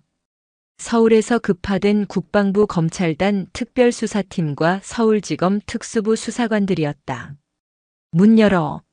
검찰이다. 쾅, 쾅. 청산 가든의 문이 부서져라 열리고 수십 명의 수사관들이 들이닥쳤다. 박 여단장은 다리에 힘이 풀려 주저앉았다. 최 사장은 창문으로 도망치려다 미리 대기하고 있던 형사들에게 뒷덜미를 잡혔다. 김 의원은 끝까지 국회의원 불체포 특권을 운운하며 저항했지만 현행범으로 긴급 체포되는 데에는 아무런 소용이 없었다. 서지우는 아수라장이 된 현장을 뒤로하고 조용히 밖으로 나왔다. 밤 공기가 상쾌했다. 하늘에는 수많은 별이 빛나고 있었다. 그 별들은 더 이상 누군가의 계급장이 아니었다. 묵묵히 나라를 지키는 병사들의 눈망울처럼 맑고 투명하게 빛나는 진짜 별들이었다. 설계 완료. 서지우는 하늘을 향해 작게 속삭였다.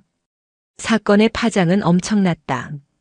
현역 여단장과 국회의원 그리고 지역 토호 세력이 결탁한 방산 비리와 살인 청부 미수 사건은 대한민국을 발칵 뒤집어 놓았다. 뉴스는 연일 이 사건을 대서특필했다. 서지훈 중령 목숨건 내부 고발.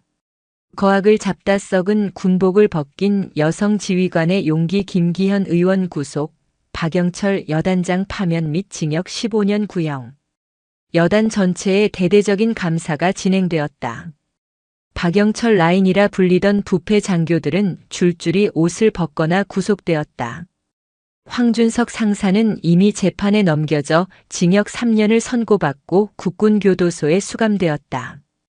그리고 3개월 뒤 연천의 사냐에 벚꽃이 만개한 4월의 어느 날 일대대 연병장은 병사들의 활기찬 기합 소리로 가득 찼다. 예전의 패배감에 젖어있던 모습은 온데간데 없었다. 병사들의 표정은 밝았고 눈빛은 살아있었다. 대대장실. 서지우는 창문을 열고 들어오는 봄바람을 맞고 있었다. 단결. 대대장님, 전입 신병 면담 대기 중입니다. 새로 부임한 인사과장이 씩씩하게 보고했다. 그는 원리원칙을 중요시하는 똑똑한 친구였다. 들여보내세요. 잠시 후 앳된 얼굴에 이등병이 잔뜩 긴장한 표정으로 들어왔다.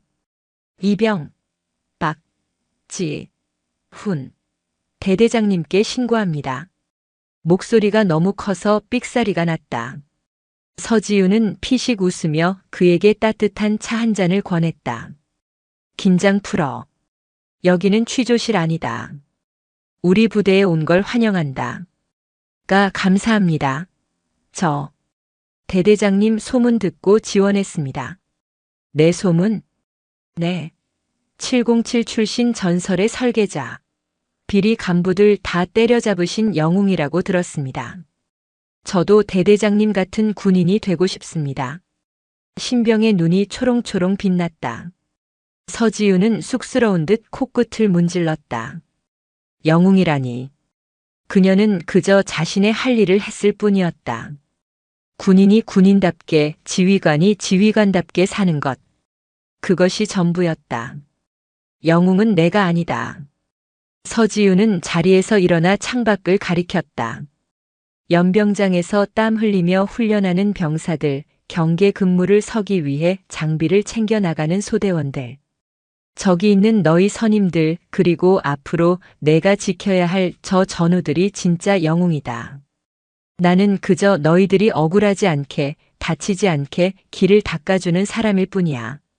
신병은 감동받은 표정으로 서지훈을 바라보았다. 명심하겠습니다. 단결. 면담이 끝나고 서지훈은 연병장으로 나갔다. 지나가던 병사들이 그녀를 보고 멈춰서서 경례했다. 단결. 대대장님, 오늘 축구 한판 하십니까? 김진수 병장, 저녁 얼마 안 남았다고 벌써 몸살이나? 내가 공격수로 뛰면 너희 팀 다 뚫릴 텐데. 에이, 봐주십시오. 대대장님 태클 무서워서 누가 막습니까? 병사들과 농담을 주고받는 서지훈의 얼굴은 그 어느 때보다 편안해 보였다. 그때 위병소 쪽에서 낯익은 얼굴이 보였다. 저녁 신고를 마치고 나가는 최민우 예비역 병장이었다. 그는 어머니의 수술이 성공적으로 끝나고 남은 군 생활을 성실히 마친 뒤 명예롭게 전역하는 길이었다. 최 병장은 멀리 서 있는 서지훈을 발견하고는 가던 길을 멈추고 짐가방을 내려놓았다. 그리고 부대 정문을 향해, 아니 서지훈을 향해 가장 정중하고 절도 있는 자세로 거수 경례를 올렸다. 감사합니다. 대대장님. 말은 들리지 않았지만 서지훈은 그의 마음을 읽을 수 있었다. 그녀 역시 조용히 손을 들어 답례했다. 잘 살아라. 사회에 나가서도 기죽지 말고. 최 병장이 위병소를 빠져나가고 서지훈은 다시 부대를 돌아보았다. 썩은 뿌리는 뽑혔고 새살이 돋아나고 있었다. 비리가 사라진 자리에는 신뢰가 싹 텄고 갑질이 사라진 자리에는 전우애가 꽃 피었다. 그녀의 스마트폰이 진동했다. 발신자는 707 특수임무단장. 단결. 서지훈 중령입니다. 서중령, 푹 쉬었나? 슬슬 복귀해야지. 국방부에서 자네를 필요로 하는 새로운 TF팀을 만들었어. 군내 적폐 청산 특별수사단장. 자네가 적임자라고 난리가 났네. 서지훈은 미소를 지었다. 쉴 틈을 주지 않는군. 하지만 싫지 않았다. 아직 이 나라 구석구석에는 황준석이나 박영철 같은 기생충들이 숨어 있을 테니까. 명받겠습니다. 언제 출동하면 됩니까? 당장 내일. 짐 싸서 올라와. 알겠습니다. 단결. 전화를 끄는 서지훈은 하늘을 올려다보았다. 눈부신 햇살이 쏟아지고 있었다. 연천에 혹독했던 겨울은 가고 비로소 완연한 봄이 와 있었다. 그녀는 전투모를 고쳐 쓰고 힘차게 발걸음을 옮겼다. 그녀의 군화 발소리가 경쾌하게 대지를 울렸다. 또 다른 설계를 시작할 시간이었다.